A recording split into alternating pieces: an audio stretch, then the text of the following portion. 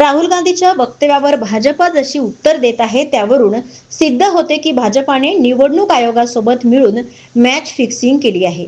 त्याचप्रमाणे संध्याकाळी 6 वाजताच्या नंतर जे मतदान झालं त्या मतदानापर्यंत यांनी सांगितलं होतं की 58.22% मतदान झालेलं आहे। निवडणूक आयोगाने त्याच्यानंतर रात्री 11:30 वाजता निवडणूक आयोग आम्हाला सांगतो की 65.2% मतदान झाले आणि तिथेच निवडणुका झाल्या आहेत। तर तिथेच थांबला नाही तर दुसऱ्या दिवशी ते सांगतात की 66.5% मतदान झाले आहे। निवडणूक आयोग पत्रकाराच्या समोर का आली नाही, पत्रकारांना मीडियाच्या समोर का सांगितले नाही, कोणत्या रात्री 74 लाख मतं झाली आहे हे आम्हाला कळवा, ते दाखवा, आमचा अधिकार आहे। लोकशाहीमध्ये पण निवडणूक आयोगाने आम्हाला दाखवता येणार नाही अशा पद्धतीचा एक नवीन जावई शोध काढला आणि त्याच्या माध्यमातून या प्रकरणामध्ये मॅच फिक्सिंग आहे। जो एक लेख लिहून काही मीडियामध्ये जो प्रसिद्ध झाला आणि त्यांनी म्हणालेत की महाराष्ट्राच्या विधानसभेमध्ये मॅच फिक्सिंग झालेलं होतं आणि त्यातला निवडणूक आयोगाने उत्तर द्यायचं होतं, पण भाजपचेच अंधभक्त ज्यांनी लोकशाहीचा घात केला, लोकशाहीचा खून केला आणि ज्यांनी जनतेशी बेईमानी केली ते जे सत्तेत बसलेले आहेत ते राहुल गांधीजीवर तुटून पडले।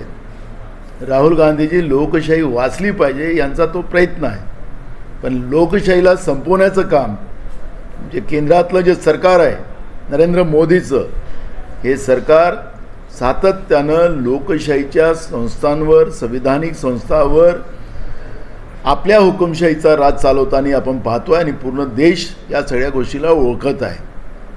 आज आमचे मित्र फडणवीसांनी सांगितलं की राहुल गांधी संविधानिक संस्थांवर आरोप घेतात आहे। माझा प्रश्न आहे फडणवीसांना आणि भाजपला की पहिलं जेव्हा महाराष्ट्राच्या सरकारचं अधिवेशन नागपूर इथं झालं त्यावेळेस फडणवीसाला कोणीच प्रश्न विचारला नव्हता। काँग्रेस पक्षाच्या वतीनं आम्ही निवडणूक आयोगाला प्रश्न विचारला होता, त्याचं उत्तर फडणवीसांनी का द्यावं? काय निवडणूक आयोगाची वकिली फडणवीसांनी घेतली? याचं उत्तर फडणवीसांनी द्यावं। आमचा सवाल आजही आहे आणि तो राहणार आहे। आमचा सवाल असा आहे की जे 46 लाख मतं 3 महिन्यात लोकसभेच्या निवडणुकीच्या नंतर जे वाढलेत ते कोण होते, कुठले होते?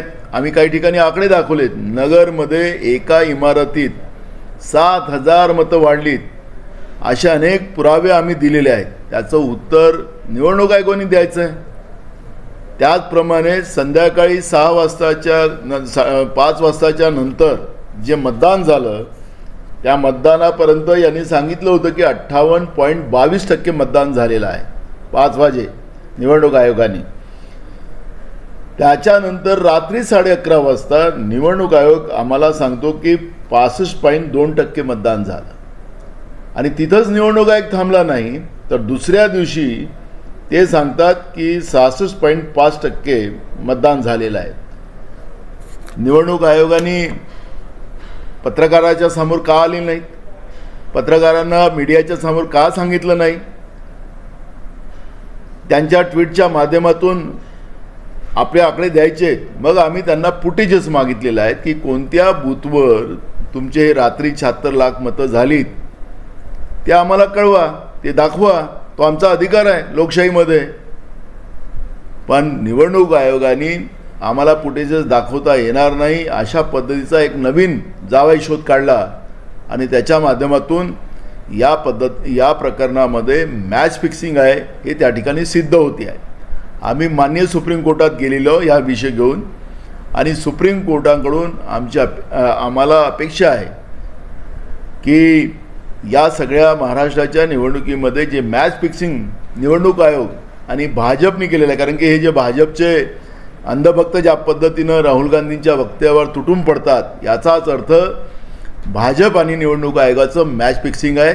नरेंद्र मोदी आणि अमित शाह यांची कर्तृत्व ही लोकशाहीचा खून करणारी आहे आणि म्हणून आम्ही हे उत्तर विचारूच आणि या प्रश्नाचं उत्तर आम्ही घेऊन राहू आणि माननीय सुप्रीम कोर्टातून आम्हाला न्याय मिळेल हे आजही आमची अपेक्षा आहे आणि लोकशाहीला वाचवण्यामध्ये माननीय सुप्रीम कोर्ट आम्हाला सहकार्य करेल अशी अपेक्षा आमची आहे.